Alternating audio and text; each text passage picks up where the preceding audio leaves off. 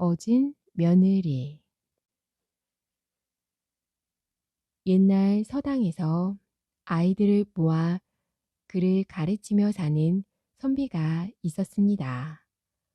선비는 매우 가난했기 때문에 결혼도 하지 못한 채 홀로 살아갔습니다. 그러다 우연한 기회에 한 여인과 결혼을 하게 되었답니다. 신부가 시집이라고 와서 보니 집은 다 무너져 가고 부엌에는 곡식 한 톨도 없었지요. 신부는 어떻게 살아가야 할지 막막했답니다. 그런데 마침 선비의 당숙이 어느 고을에서 벼슬을 하고 있다는 말을 듣고 신부가 선비에게 말했습니다. 집안을 일으키려면 얼마의 돈이 있어야 합니다. 그런데 우리는 돈이 없으니 그 돈을 당숙께 빌리면 어떻겠습니까? 당숙이 어찌 내게 돈을 빌려주겠소? 나도 돈을 빌려달라는 말은 차마 하지 못하겠고. 신부는 알았다는 듯이 고개를 끄덕였습니다. 그날 밤 신부는 당숙에게 직접 편지를 썼습니다. 천냥만 빌려주시면 1년 내에 갚겠으니 도와주시기 바랍니다. 신부는 그 편지를 곧바로 당숙의 집으로 보냈습니다. 편지를 읽은 당숙은 빙그레 웃었답니다. 그렇지만 옆에 있던 그 집 며느리와 조카들은 모두 신부를 꾸짖었습니다. 어머, 세상에나. 시집 온 지 얼마나 됐다고 이렇게 거만해. 아직 인사도 못한 처지에 전냥이나 되는 돈을 빌려달라니. 정말로 생각 없는 사람이네. 생각이 있으면 이런 말은 못하지. 당숙은 며느리와 조카가 말하는 것을 가만히 듣고 있다가 웃으면서 말했습니다. 그렇지는 않을 게다. 오히려 시집 온 지 얼마 되지 않은 신부가 전냥이나 되는 돈을 그렇게 쉽게 빌려달라는 것을 보면 그 배포가 얼마나 큰지 짐작할 수 있지 않느냐. 당숙은 곧바로 천냥을 마련하여 신부에게 보냈습니다. 천냥을 받은 신부는 그 돈을 세지도 않고 벽장 속에 두었답니다. 선비는 당숙이 천냥이나 되는 돈을 그렇게 쉽게 빌려준 것도 이상했지만 그 돈을 그냥 벽장에 넣어두는 신부의 행동이 더 이상했답니다. 그러나 이왕 이렇게 된 것 그냥 지켜보기로 했습니다. 신부는 비단을 사오더니 그 비단으로 깜찍한 주머니를 여러 개 만들었습니다. 다음 날 아침 신부는 선비에게 글을 배우는 아이들을 불러 자기가 만든 비단 주머니를 하나씩 주었답니다. 그러자 동네 아이들까지도 그 비단 주머니를 받기 위해 몰려들었습니다. 그때마다 신부의 웃는 얼굴로 비단 주머니를 나누어 주었습니다. 신부는 아이들을 만날 때마다 항상 부드러운 얼굴로 대해 주었답니다. 이제 아이들은 신부를 매우 좋아할 뿐 아니라 신부의 말이라면 무조건 따를 정도가 되었습니다. 그러던 어느 날 신부는 아이들을 불러 모아 벽장에 두었던 돈을 부탁했습니다. 이 돈을 가지고 약방에 가서 감초를 사다 줄 수 있겠니? 아이들은 약방이란 약방은 모두 돌아다니면서 감초를 샀습니다. 이렇게 며칠 동안 많은 아이들이 경쟁하다시피 감초를 사갔기 때문에 약방에는 감초가 남아나지 않았습니다. 이제 감초는 아무리 많은 돈을 주어도 살 수 없을 만큼 귀한 물건이 되고 말았습니다. 감초 가격도 예전보다 무려 5배나 올랐습니다. 그때 놓치지 않고 신부는 사다 놓은 감초를 한꺼번에 내다 팔았습니다. 1,000냥을 주고 산 감초를 모두 팔았더니 5,000냥이나 되었답니다. 그 돈으로 신부는 어느 정도 살아갈 수 있는 기반을 마련했고 곧바로 당숙에게 빌린 1,000냥을 돌려주었답니다. 1년 동안 빌려달라고 한 돈을 불과 반년도 안 되어 돌려준 것이었습니다. 그 신부 참 대단하네. 참 어진 사람 같아요. 처음에는 당돌하다며 욕을 하던 며느리와 조카들은 입을 다물지 못했습니다. 당숙도 어떻게 그렇게 빨리 돈을 벌 수 있었는지 궁금했답니다. 그래서 1,000냥을 들고 신부를 찾아갔습니다. 아가, 이 돈은 없는 셈치마.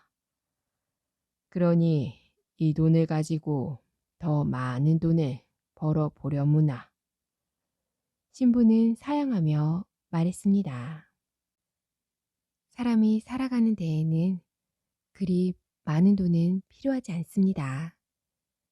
그저 먹고 입는 데에 부족하지 않고 친척들이 저를 미워하지 않고 착한 사람이라고 봐주시면 그만입니다. 그런데 왜 더 많은 돈을 벌어야 합니까? 왜 더 큰 부자가 되어야 합니까? 큰 부자는 항상 많은 사람들에게 원망을 듣지요.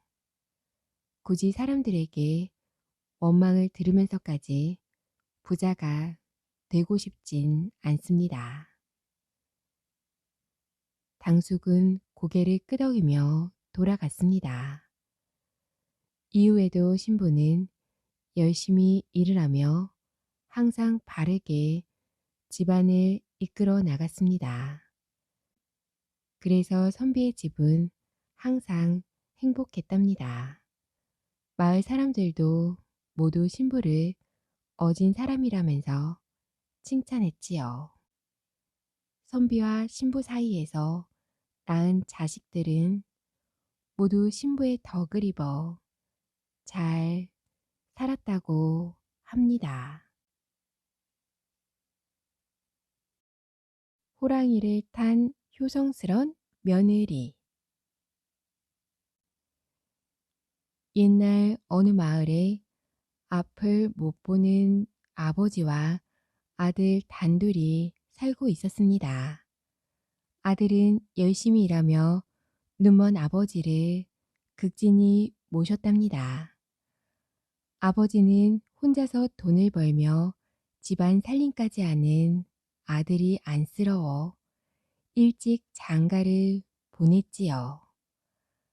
아들을 짝으로 맞이한 며느리는 마음씨가 고와 아들 못지않게 시아버지를 극진히 보살폈습니다. 아들도 착한 아내와 가엾은 아버지를 위해 전보다 더 열심히 일했답니다. 그러던 이 화목한 가정에 날벼락 같은 일이 벌어졌어요. 건강하던 아들이 갑작스럽게 병을 얻어 세상을 떠나고 만 것입니다. 뜻하지 않은 일을 당한 눈먼 아버지는 며느리의 손을 잡고 슬프게 울었습니다. 얘야, 꽃다운 나이에 홀몸이 되었으니 앞으로 이 일을 어찌하면 좋겠느냐. 아버지는 아들을 잃은 슬픔보다도 혼자 된 며느리 걱정에 마음이 더 아팠답니다. 아버님, 아무 걱정 마세요. 제가 아버님을 모시고 열심히 살겠어요. 며느리도 오히려 시아버지를 위로하였습니다. 착한 며느리는 남편이 죽은 뒤에도 전과 조금도 다름없이 눈먼 시아버지를 잘 모셨습니다. 어느 날 며느리는 친정집에서 한번 다녀가라는 연락이 왔습니다. 며느리는 오랜만에 친정집에 찾아갔습니다. 친정 아버지와 어머니는 홀로 된 딸의 손을 잡고 눈물을 흘리며 말했습니다. 젊은 나이에 남편도 없이 어떻게 혼자서 산단 말이냐. 당장 시댁에 가서 짐을 챙겨 오너라. 집에 있다가 마땅한 자리가 있으면 다시 시집 가도록 해야지. 그러나 딸은 고개를 내저었습니다. 죄송하지만 아버지 어머니 말씀을 따를 수가 없어요. 눈먼 시아버지를 혼자 남겨두고 어떻게 제가 시댁을 떠날 수 있겠어요. 한번 시집간 몸이니 힘들더라도 시댁에서 살겠습니다. 며느리는 친정 부모님의 간청을 뿌리치고 눈먼 시아버지가 계신 집으로 발길을 돌렸습니다. 산길로 접어들어 한참 걸어가다가 산모퉁이를 돌아갈 때였습니다. 커다란 호랑이 한 마리가 길 한복판에서 으르렁거리고 있었습니다. 호랑이는 며느리를 보자 금방 한 입에라도 집어 삼킬 듯이 입을 딱 벌렸습니다. 며느리는 무서워서 도망치려 했으나 다리가 후들후들 떨려 한 걸음도 옮길 수가 없었습니다. 꼼짝없이 호랑이 밥이 된 며느리는 정신을 가다듬고 용기를 내어 호랑이에게 말했습니다. 호랑아, 나를 잡아먹으려면 어서 먹어라. 그렇지 않으면 길을 비키거라. 빨리 가서 눈먼 우리 시아버지의 저녁 진지를 차려드려야 한단다. 그러자 이상한 일이 벌어졌습니다. 며느리의 말을 들은 호랑이는 떡 벌리고 있던 입을 다물고는 꼬리를 내렸습니다. 그리고 엎드려서 몸을 낮추고는 고갯짓으로 등에 올라타라는 신용을 하였습니다. 며느리는 어찌된 영문인지 몰라 어리둥절했지요. 호랑이가 해치려는 것 같지 않아 가까이 다가갔습니다. 며느리는 두려워 망설이다가 용기를 내어 호랑이 등에 올라탔습니다. 호랑이는 며느리를 등에 업고 쏜살같이 산을 내려가 집 앞에 내려놓고 어디론지 사라져 버렸습니다. 며느리는 호랑이 덕분에 제때 시아버지 저녁상을 차려드릴 수 있었답니다. 그날 밤 잠자리에 든 며느리는 고단하여 눕자마자 깊이 잠들었습니다.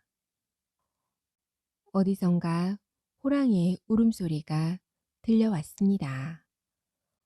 어딘지 모르게 사납고 우렁찬 소리가 아닌 슬픈 소리였습니다.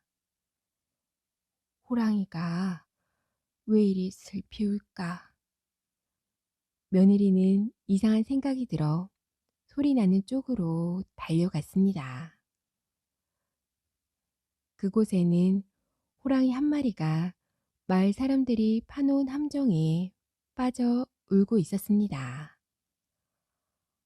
아니, 나를 집까지 태워준 호랑이잖아. 며느리는 호랑이를 보고 깜짝 놀라는 순간 잠이 깼습니다. 꿈을 꾼 것입니다. 그러나 아무리 꿈이라도 너무 생생하고 호랑이가 궁금해서 견딜 수가 없었답니다. 며느리는 날이 밝자마자 뒷산으로 뛰어갔습니다. 뒷산에는 마을 사람들이 산짐승들의 침입을 막으려고 파놓은 함정이 있었기 때문입니다. 며느리가 함정을 자세히 들여다보니 자기를 태워다 준 그 호랑이였습니다. 아, 정말 호랑이가 빠졌잖아. 호랑이는 며느리를 올려다보며 살려달라고 애원하듯이 슬피 울었습니다. 호랑아, 조금만 기다려. 내가 구해줄게. 며느리는 집으로 뛰어가서 키보다 훨씬 기다란 장대를 가지고 왔습니다. 며느리는 함정에 장대를 넣어주며 말했습니다. 호랑아, 어서 이 장대를 타고 올라와. 호랑이는 장대를 타고 땅 위에 올라왔습니다. 호랑이는 고맙다는 듯이 꼬리를 흔들며 머리털로 며느리의 몸을 살짝 스치고는 그 길로 산속으로 들어가 버렸습니다. 호랑이가 사라지는 뒷모습을 흐뭇한 얼굴로 지켜보던 며느리는 장대를 들고 집으로 발길을 돌렸답니다. 그때 마을 사람들이 몰려왔습니다. 아니, 장님댁 며느리님이 이른 새벽에 웬일이시오? 저 다름이 아니라 며느리가 우물쭈물하는 사이에 마을 사람 하나가 함정 안을 들여다보고 소리쳤습니다. 아이고, 호랑이가 없어졌어요. 뭐, 호랑이가 없어졌다고. 어제 분명히 호랑이 울음소리를 들었는데 무슨 소리야? 마을 사람들의 눈은 일제히 장대를 들고 있는 며느리에게 쏠렸습니다. 장대를 들고 있는 걸 보니 새댁이 수상하오. 새댁이 장대를 함정에 넣어 호랑이를 도망치게 했지요? 사실대로 말해보시오. 한 젊은이가 며느리를 노려보며 윽박질렀습니다. 며느리는 차마 마을 사람들을 속일 수가 없어 사실대로 털어놓았습니다. 실은 제가 호랑이를 놓아주었어요. 허허, 다 잡은 호랑이를 놓아주다니. 나 참 어이가 없군. 어서 관가에 가서 알립시다. 사람을 해치는 못된 호랑이를 놓아준 걸 감추었다가 이 다음에 사고가 생기면 더 큰 벌을 받을 것 아니오. 마을 사람들은 의논 끝에 며느리를 관가에 고발했습니다. 이 사실을 알고 원님도 며느리를 당장 잡아들이라고 명령했습니다. 병종들에게 포박되어 끌려간 며느리는 원님 앞에 꿇어 앉았습니다. 너는 어찌하여 사람을 해치는 사나운 호랑이를 놓아주었느냐? 사실대로 고하여라. 원님의 불같은 호령에 며느리는 숨김없이 차근차근 이야기했습니다. 저는 마을 어른들이 파놓은 함정에 빠진 호랑이를 놓아준 죄인이 확실합니다. 하지만 저는 호랑이의 은혜를 잊지 못해 놓아주었습니다. 저를 잡아먹으려던 호랑이는 제가 눈먼 시아버지의 저녁상을 빨리 차려줘야 한다고 말하자 저를 등에다 태워 집까지 데려다 준 착한 호랑이입니다. 뭐라고? 호랑이가 너를 등에 태워 집까지 데려다 주었단 말이냐? 예, 그렇습니다. 원님은 믿어지지 않는 듯 잠시 고개를 갸웃거렸습니다. 그러더니 며느리에게 명령했습니다. 좋다. 그럼 집으로 돌아가서 그 호랑이를 타고 다시 내게 오도록 해라. 내가 말한 대로 한다면 내 죄를 면해주겠다. 관가에서 풀려난 며느리는 호랑이를 만났던 산으로 올라갔습니다. 그 호랑이를 다시 만날 수 있을까? 만난다 해도 과연 호랑이가 나를 원님 앞에까지 태워다 줄까? 어림도 없는 일이야. 며느리는 한숨을 내쉬며 힘없이 산 모롱이를 돌아갔습니다. 그때 난데없이 그 호랑이가 나타났습니다. 며느리는 죽은 남편이라도 살아온 듯이 반가워하였습니다. 그러나 금세 얼굴이 어두워지며 관가에서 있었던 일을 이야기하였습니다. 원님이 너를 타고하야 벌을 주지 않는다는데 이 일을 어찌하면 좋겠니? 호랑이는 며느리의 이야기를 가만히 듣고 있었습니다. 호랑이는 결심을 한 듯이 꼬리를 흔들며 몸을 낮춰 올라타라고 등을 내밀었습니다. 호랑아, 다시 한번 생각해봐. 붙잡히면 어찌하려고 그래. 위험을 무릅쓰고 정말 관가로 가겠다는 거야? 며느리는 걱정이 되어 처음에는 망설였습니다. 호랑이는 계속 고갯짓을 하며 등에 올라타라는 신용을 하였습니다. 며느리가 호랑이 등에 올라타자 호랑이는 마을을 지나 관가로 바람같이 달려갔습니다. 아, 호랑이가 사람을 태우고 온다. 사람들은 놀라서 소리쳤습니다. 호랑이를 타고 온 며느리를 본 원님도 깜짝 놀랐습니다. 신기한 듯이 구경하는 사람이 있는가 하면 무서워서 숨는 사람도 있었습니다. 내 말이 모두 옳다는 게 밝혀졌구나.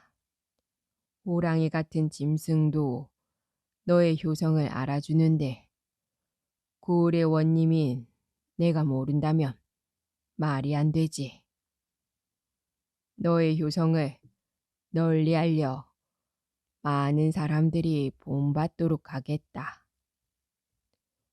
호랑이는 며느리를 내려놓고 쏜살같이 달아났습니다. 원님을 비롯하여 지켜보던 사람들은 호랑이가 사라질 때까지 조용히 지켜보고 있었습니다. 활과 창을 든 많은 병졸들이 관가의 문을 지키고 있었지만 아무도 호랑이를 잡으려고 하지 않았습니다.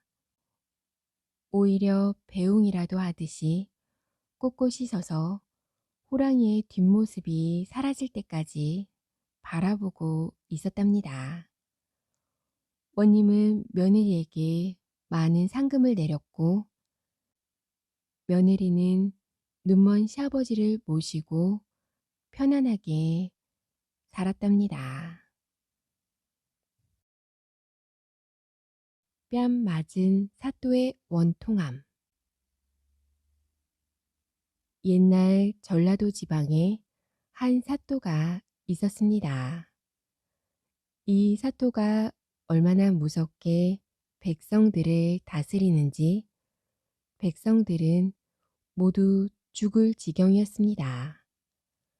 하루는 관청에 있는 아전들이 모여 의논했답니다.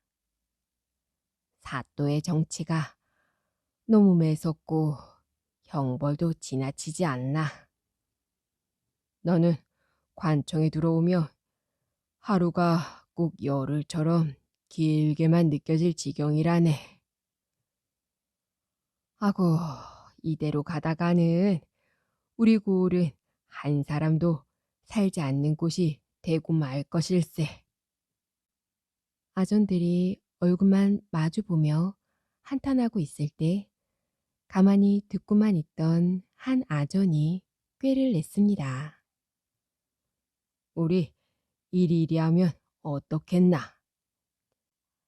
아전들은 참으로 좋은 계획이라면서 맞장구를 쳤습니다. 그리고 그 계획을 실행할 날만 엿보았습니다. 어느 날 사또가 동원에서 한가롭게 책을 읽고 있는데 한 통인이 뛰어와서 사또의 뺨을 세게 치고 달아났습니다. 사또는 너무 황당하고 화가 나서 급히 사람을 불렀답니다. 그리고는 자기에게 뺨을 때린 통인을 잡아오게 했지요. 그러나 사람들은 서로 멀뚱멀뚱 얼굴만 바라보며 아무도 사또의 명령을 따르지 않았습니다. 사또는 더욱 화가 났습니다. 내 뺨을 때린 저 아이를 냉큼 잡아 대령하지 못하겠느냐? 사람들은 웃으며 대답했습니다. 동인 아이가 어찌 사또의 뺨을 때릴 수 있겠습니까? 혹시 사또께서 무슨 착각을 하신 것이 아니신지요?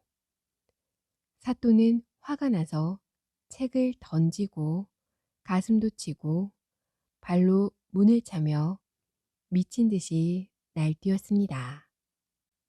너무 화가 나서 말도 제대로 나오지 않았습니다. 온몸에 땀이 나고 얼굴은 불그락 푸르락, 입에서는 거품까지 났답니다. 사또의 아들이 이 시끄러운 소리에 급히 대청으로 나아보니 아버지가 마치 미친 사람처럼 길길이 날뛰고 있었답니다. 사또의 아들이 물었습니다. 사또께서 왜 저러시는가? 사또께서 동인에게 뺨을 맞았다면서 그 아이를 빨리 잡아들이라고 저렇게 난리를 피우고 계십니다. 통인 아이가 사또의 뺨을 때렸다는 일은 아들이 들어도 믿기 어려웠답니다. 아들은 급히 사또 곁으로 가서 조용히 말했습니다. 아버님, 진정하십시오. 도대체 이게 무슨 일입니까? 아무리 생각 없는 아이라 해도 어찌 이 고을 사또인 아버님께 손을 대겠습니까? 아무래도 아버님께서 무슨 병환이 나신 듯합니다. 아들까지 이렇게 말을 하니 사또는 더욱 분하고 화가 났습니다. 사또는 아들에게 책을 던지며 꾸짖었습니다. 너는 내 아들도 아니다. 어찌하여 통인 놈만 생각하고 내 말은 믿지 않느냐. 다시는 내 눈앞에 나타나지도 말아라. 아들은 아버지가 평소에 하지 않는 말까지 쉽게 하는 것을 듣고 분명히 아버지의 병환이 깊다고 생각했습니다. 그래서 그 길로 곧장 의원을 찾아가 아비의 병을 고쳐달라고 부탁했지요. 의원이 보아도 사또는 과연 미친 사람처럼 보였습니다. 약으로 치료를 해야 할 듯합니다. 아들은 의원이 지어준 약을 가지고 와서 아버지께 드렸습니다. 아버님, 이 약을 드시고 정신을 차리십시오. 내가 무슨 병이 있다고 이 약을 먹느냐? 사또는 약사발을 발로 차 버렸습니다.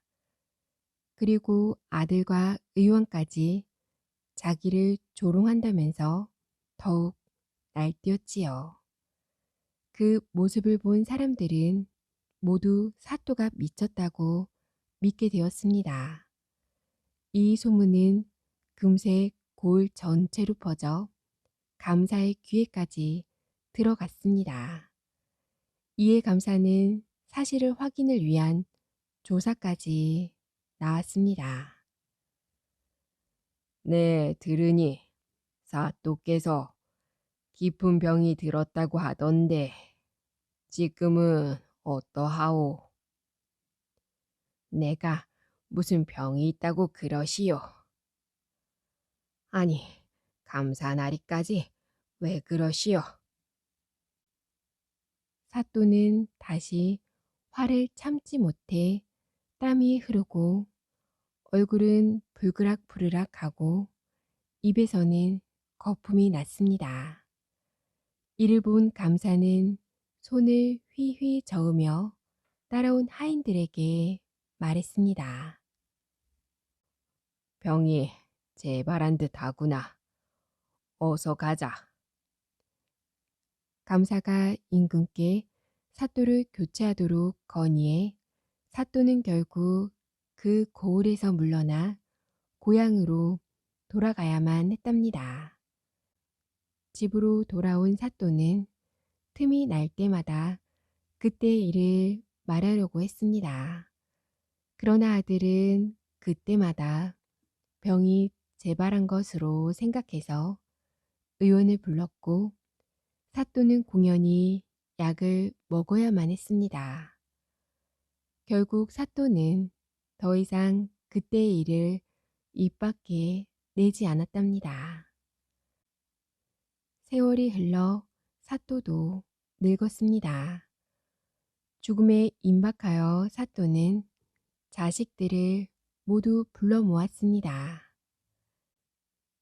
이제는 나도 늙어 지난날의 일들이 모두 가물가물하구나. 그런데 너희들이 꼭 알아야 할 것이 있다. 내가 어느 고을에서 동인 아이에게 뺨을 맞은 것은 실제로 있었던 일이다. 제발 믿어주기 바란다.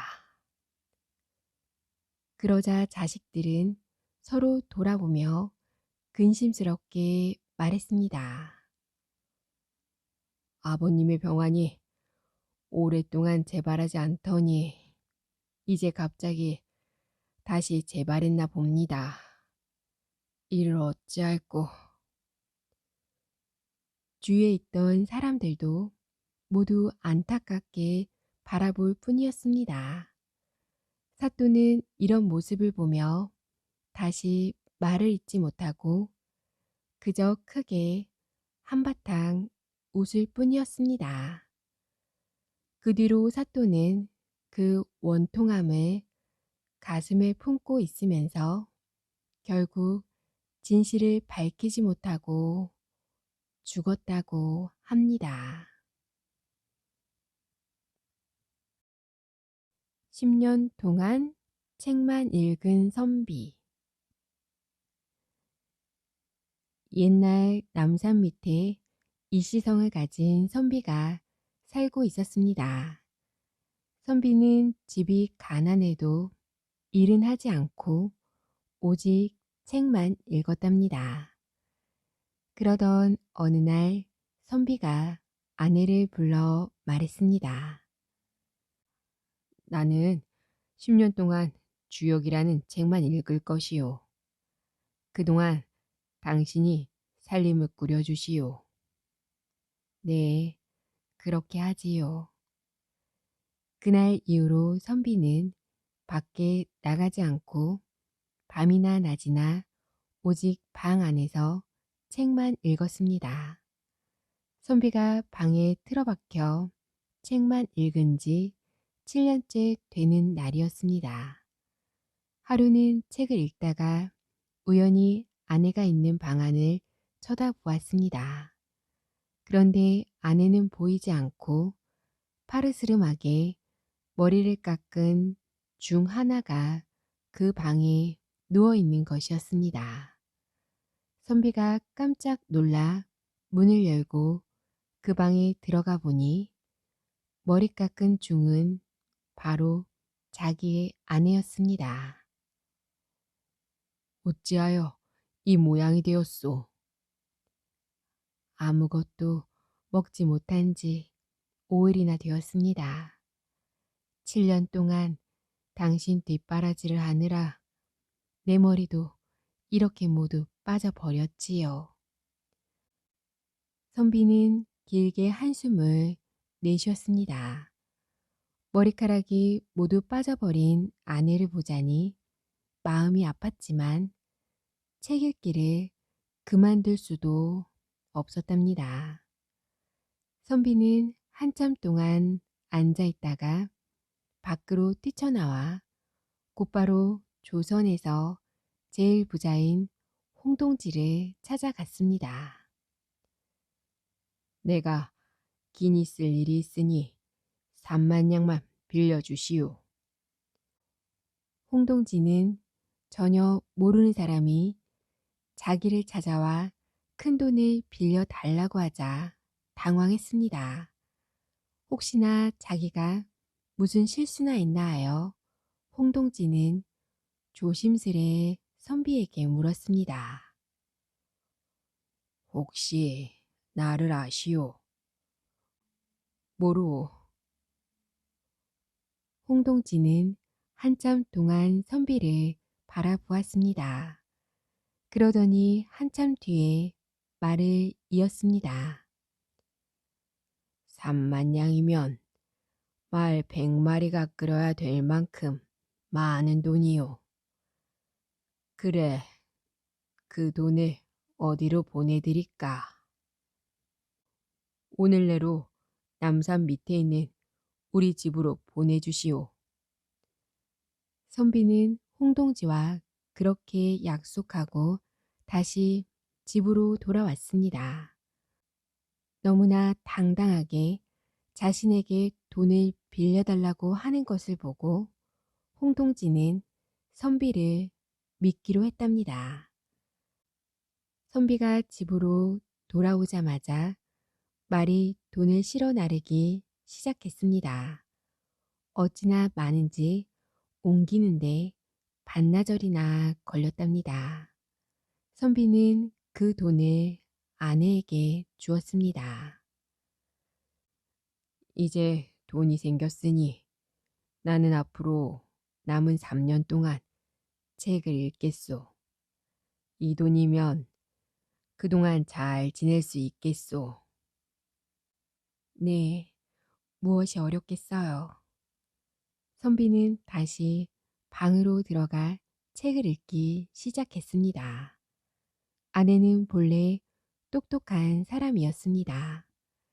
아내는 그 돈을 가지고 장사를 시작했는데 물건이 쌀 때 많이 사두었다가 비쌀 때 파는 방법으로 많은 이익을 얻었습니다. 3년 동안 무려 수만 양이나 되는 돈을 벌어 선비의 집도 넉넉해졌습니다. 선비가 말한 10년이 되자 선비는 책 읽기를 마치고 비로소 방에서 나왔습니다. 방에서 나온 선비는 제일 먼저 홍동지에게 빌린 3만 양뿐만 아니라 집에 있는 것은 쌀 한 톨도 남기지 않고 모두 홍동지에게 보냈습니다. 보낸 돈은 3만 양의 몇 배나 되는 돈이었습니다. 돈을 받은 홍동지는 선비를 불러 말했습니다. 나는 3만 양을 빌려주었는데 어찌하여 이렇게 많은 돈을 보냈소? 3만 양 외에 다른 돈은 받지 않겠소. 내 아내는 당신의 돈을 가지고 3년 동안 아무 걱정 없이 지낼 수 있었소. 그것만으로도 충분하오. 여기 남은 돈은 모두 당신의 돈으로 얻어진 이익뿐이요. 그러니 이 돈 역시 당신의 것이요.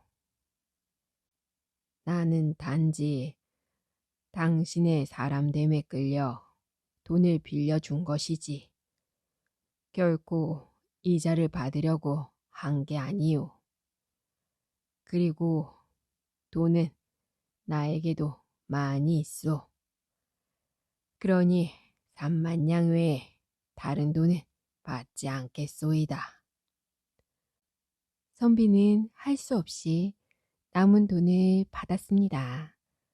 선비는 그 돈을 가지고 바로 깊은 산골로 들어가서 많은 집을 짓고 근처에 농가 밭도 많이 만들었습니다. 일이 어느 정도 이루어졌을 때 선비는 그 마을에 살고 싶은 사람은 아무나 와서 살도록 했습니다. 그러자 천대받고 멸시당하던 가난한 사람들이 구름처럼 몰려들었습니다. 아무도 없는 깊은 산골이 한순간에 큰 마을로 변한 것이었습니다. 그 마을에서는 누구나 행복하게 살 수 있었습니다. 시간이 흘러 조선에서 임진왜란이 일어났습니다. 수많은 사람들이 전쟁의 잔혹함 속에 죽어갔습니다. 하지만 이 마을만은 외적이 쳐들어오지 못해 아무런 피해도 입지 않았습니다. 그래서 사람들이 마을을 무릉도원이라는 말을 본떠 산도원이라 불렀다고 합니다.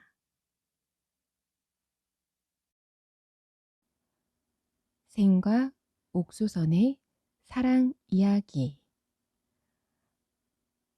옛날 한 재상이 평안 감사가 되어 평양으로 가게 되었답니다. 재상은 하나밖에 없는 아들을 너무나도 사랑했기 때문에 아들 생도 평양으로 데리고 갔습니다. 평양에 도착한 재상은 그 고을에 있는 예쁜 기생 하나를 불러 생의 심부름을 하게 하였습니다. 그 기생의 이름은 옥수선으로 나이는 생과 동갑인 13살이었습니다. 옥수선을 본 생은 매우 기뻐했습니다. 그날 이후 두 사람은 놀 때나 공부할 때도 떨어지지 않고 늘 함께 지냈답니다. 그러나 흐르는 시간은 막을 수 없는 법. 재상은 평안 감사의 임무가 끝나서 다시 서울로 돌아가게 되었답니다. 재상은 그동안 아들 생이 옥수선과 너무 친하게 지낸 것이 염려스러웠습니다. 혹시라도 생이 옥수선과 헤어지지 않겠다고 고집을 부리면 어떻게 하나 하는 걱정 때문이었지요. 그러나 재상이 걱정했던 것과는 달리 헤어짐의 슬픔을 잘 몰랐던 생은 아무렇지도 않게 옥수선과 헤어져 서울로 돌아왔습니다. 막 돌아온 서울의 집은 어수선했습니다. 재상은 이런 어수선한 분위기에 있으면 공부에 방해가 될까 걱정되어 생을 가까운 절에 보내 공부하도록 했답니다. 그런데 절에서 공부하던 생은 그제야 자꾸 옥소선의 얼굴이 떠올랐습니다. 시간이 가면 갈수록 더 옥소선이 그리워져 견딜 수가 없었습니다. 마침내 생은 절에서 나와 무작정 평양을 향해 걸었습니다. 발은 다 부르트고 고픈 배를 움켜 잡으면서 몇 날 며칠을 걷고 걸어 겨우 평양에 도착했답니다. 평양에 도착한 생은 곧바로 옥소선의 집으로 갔습니다. 그러나 그 집에는 옥소선의 어민만 있을 뿐이었답니다. 나는 지난번 평안 감사의 아들이요. 그나저나 옥소선은 어디에 있소? 이번에 새로 오신 사또의 수청을 들러갔지요. 이번 사또는 옥소선을 너무나도 사랑하시거든요. 그래서 잠시도 사또의 곁을 못 떠나게 한다우.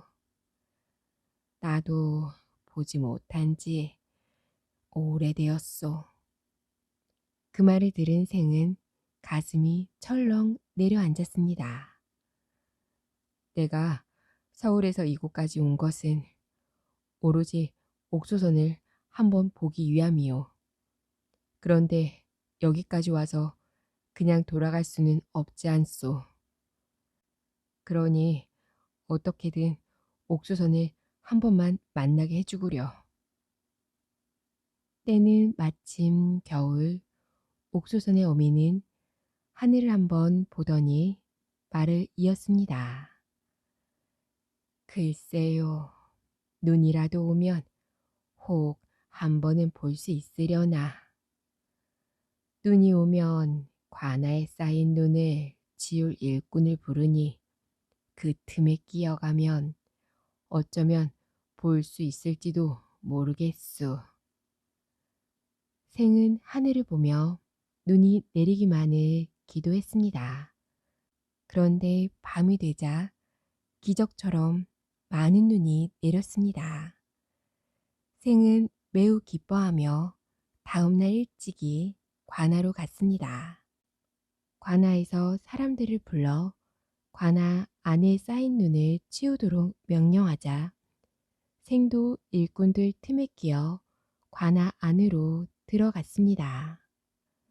관아에 들어간 생은 눈을 쓸지 않고 옥소선이 있음직한 방만 쳐다보았습니다. 마음이 다른 데 있으니 자연히 눈을 쓰는 비질도 엉성할 수밖에 없었습니다. 비와 자루를 거꾸로 잡고 쓸기도 했습니다. 그러자 주변에 있던 기생들이 그런 그의 엉뚱한 모습을 보고 모두 손가락질하며 깔깔대고 웃었답니다. 시끄러운 웃음소리에 한쪽 방문이 열렸습니다. 방문이 열린 곳에서 한 여인의 얼굴이 드러났습니다. 그 여인은 옥소선이었습니다. 생이 옥소선을 뚫어지게 바라보자 옥소선도 놀란 듯이 생을 빤히 쳐다보았습니다. 그러나 옥소선은 금방 문을 닫아버렸습니다. 생은 오랫동안 그 방문 앞에 서 있었지만 닫힌 문은 다시 열리지 않았지요. 나는 차마 저를 잊지 못해 여기까지 왔는데 저는 나를 보고도 이렇듯이 무정하게 피하고 마는구나.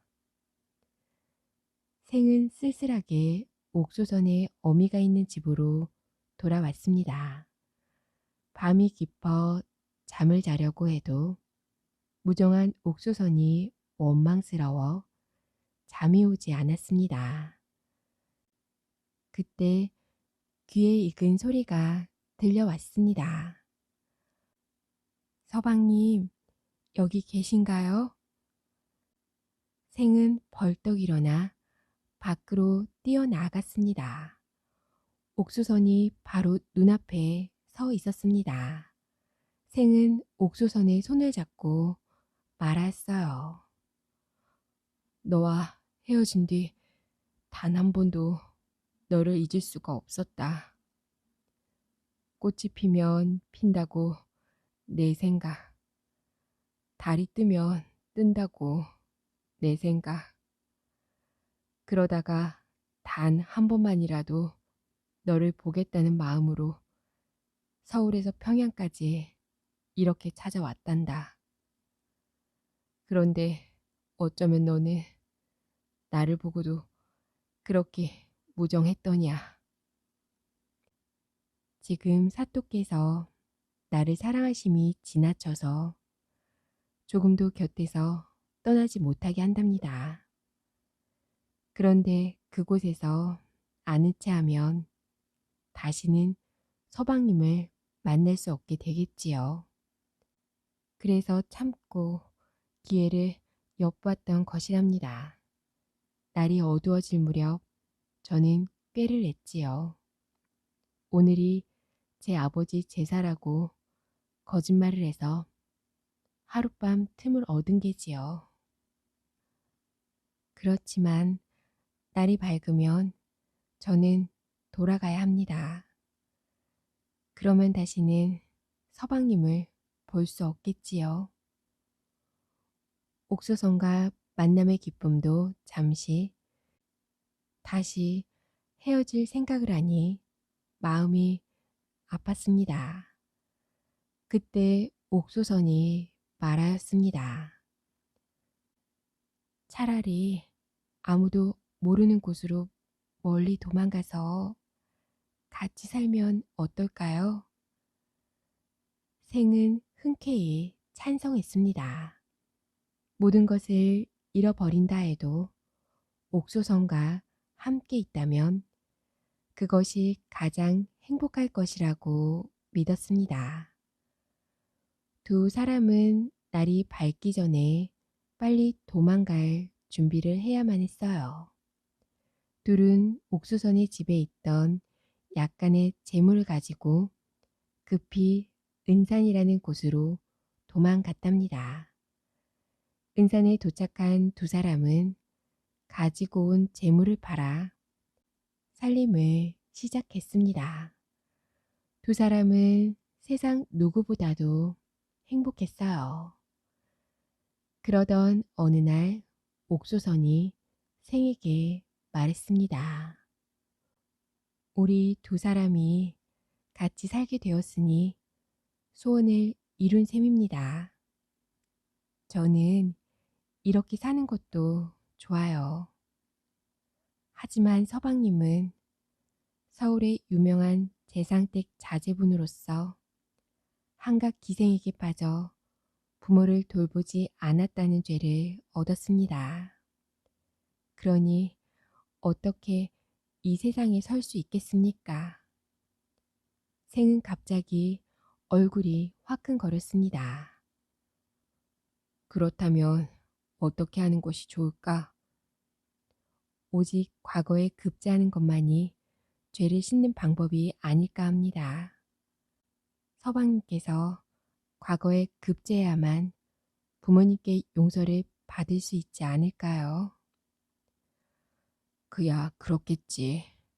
하지만 여기에는 딱히 공부할 책도 없지 않은가. 그런 걱정은 하지 마세요. 과거 공부에 필요한 책은 제가 어떻게든 마련해 보겠습니다. 서방님께서 아직 읽지 못한 책이 무엇인지요? 옥수선은 두루 돌아다니면서 생이 읽지 못한 책을 구해왔습니다. 그러고는 생이 책을 읽을 때마다 곁에 앉아 바느질을 했습니다. 조금이라도 생이 게으름을 피우면 공부에 열중하도록 권하였고 이렇게 몇 년이 지났답니다. 하루는 옥소선이 생에게 물었습니다. 서방님 생각에는 지금쯤이면 과거에 합격할 것 같습니까? 이 정도면 과거에 합격할 수 있지. 생은 자신 있게 대답했습니다. 옥소선은 생에게 과거를 보러 가도록 여비를 마련해 주었습니다. 생은 옥소선과 이별을 하고 서울로 향했답니다. 서울에 도착한 생은 차마 자기 집으로 가지 못하고 여관에서 지냈지요. 과거에 합격한 다음에 집에 가도 늦지 않겠다고 생각했기 때문입니다. 드디어 과거 시험을 보는 날이 되었습니다. 생은 일찍 여관에서 나와 과거 시험장으로 들어갔습니다. 시험 문제를 보니 평소에 생이 즐겨 읽던 내용이었습니다. 생은 바로 답을 쓰고 답안지를 가장 먼저 제출하고 밖으로 나왔습니다. 시험을 채점하는 사람들은 생이 쓴 글이 가장 좋다고 임금에게 아뢰었습니다. 임금은 시험지를 보고 과연 대단한 실력이라며 생의 재주를 칭찬했답니다. 그런데 옛날 과거 시험지에는 아버지의 이름도 쓰게 되어 있었는데 생이 쓴 아버지 이름은 마침 이번에 시험을 출제한 재상의 이름이었습니다. 임금은 급히 재상을 불렀습니다. 이번 장원급제는 경의 아들이 차지했소. 축하하오. 재상이 놀라 급히 시험지를 보니 분명 자신의 이름이 쓰여 있었습니다. 재상은 믿을 수가 없어 시험지를 다시 보았지요. 그런데 이상한 것이 하나 보였습니다. 시험지에 쓰인 것은 분명히 자기의 이름이지만 관직은 전 평안감사라고 쓰여 있었던 것입니다. 재상의 눈에서 갑자기 눈물이 흘렀습니다. 전하, 이번에 장원 급제한 사람은 저와 같은 이름을 가진 사람의 아들인가 봅니다. 제 관직은 재상인데 여기에는 전 평안감사라고 쓰여 있지 않습니까? 제 아들은 이미 10년 전에 절에서 공부하다가 호랑이에게 잡아먹혔는데 지금까지 시신도 찾지 못하고 있습니다. 이것을 보니 갑자기 죽은 아들 생각이 납니다. 그렇지만 조정에 재상과 이름이 같은 사람은 없었습니다. 임금이 이상히 여겨 생을 불러 그 사연을 들어보기로 했습니다. 이번에 장원 급제한 자를 부르라. 생은 임금의 명령에 따라 대궐로 들어왔습니다. 재상이 보니 대궐로 들어온 사람은 분명히 자신의 아들이었습니다.